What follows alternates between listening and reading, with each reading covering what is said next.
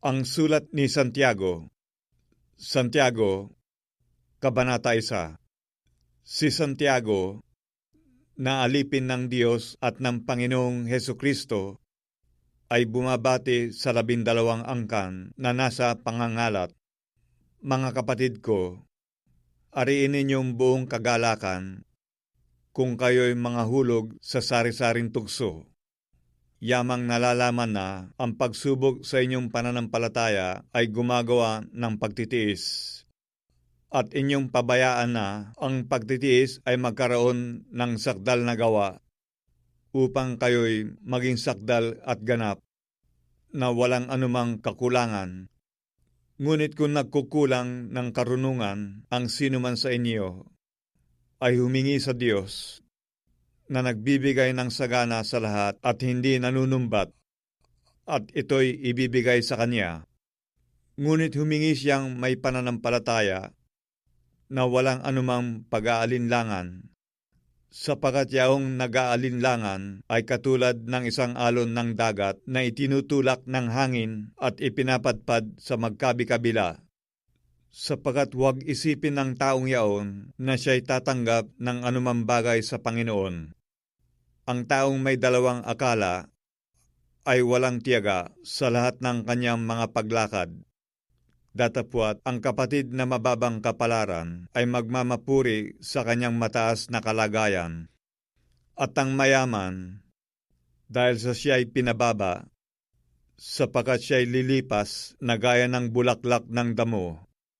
Sapagkat sumisikat ang araw na may hanging nakasusunog at naluluoy ang damo, at nangalalagas ang bulaklak nito, at nawawala ang karikitan ng kanyang anyo. Gayon din naman ang taong mayaman na malalanta sa lahat ng kanyang mga paglakad. Mapalad ang taong nagtitiis ng tukso, sapagkat pagkasubok sa kanya, siya'y tatanggap ng putong ng buhay na ipinangako ng Panginoon sa mga nagsisiibig sa Kanya. Huwag sabihin ng sinuman pagka siya'y tinutukso, ako'y tinutukso ng Diyos, sapagkat ang Diyos ay hindi matutukso sa masamang bagay, at hindi rin naman siya nanunukso sa kaninuman, kundi ang bawat tao ay natutukso pagka nahihila ng kanyang sariling masamang pita na hihikayat. Kung magkagayoy ang kahalayan, kung maipaglihi ay manganganak ng kasalanan, at ang kasalanan, pagka malaki na, ay namumunga ng kamatayan. Huwag kayong padaya, mga minamahal kong kapatid. Ang bawat mabuting kaloob at ang bawat sakdal na kaloob ay pawang buhat sa itaas, na bumababa mula sa Ama ng mga ilaw, na walang pagbabago, ni kahit aninuman ng pag-iiba. Sa kanyang sariling kalooban ay kanya tayong ipinanganak sa pamamagitan ng salita ng katotohanan, upang tayo'y maging isang uri ng mga pangunahing bunga ng kanyang mga nilalang.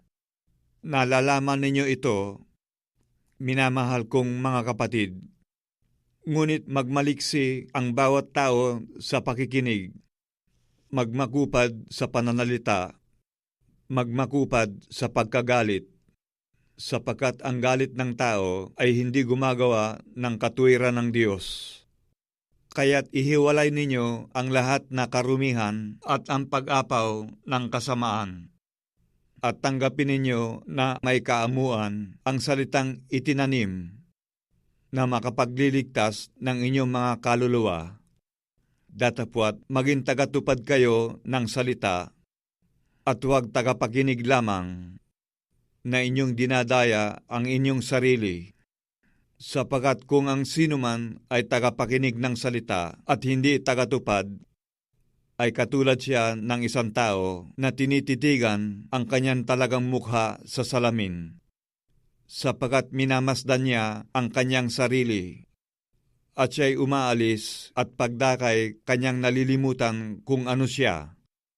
Ngunit ang nagsisiyasat ng sakdal na kautusan, ang kautusan ng kalayaan, at nananatiling gayon, na hindi tagapakinig na lumilimot, kundi tagatupad na gumagawa, ay pagpapalain ang taong ito sa kanyang ginagawa. Kung ang sino man ay nag-iisip na siya'y relihiyoso samantalang hindi pinipigil ang kanyang dila, kundi dinadaya ang kanyang puso, ang relihiyon ng taong ito ay walang kabuluhan. Ang dalisay na relihiyon at walang dungis sa harapan ng ating Diyos at Ama ay ito: dalawin ang mga ulila at mga babaeng bao sa kanilang kapighatian, at pag-ingatan walang dungis ang kanyang sarili sa sanglibutan.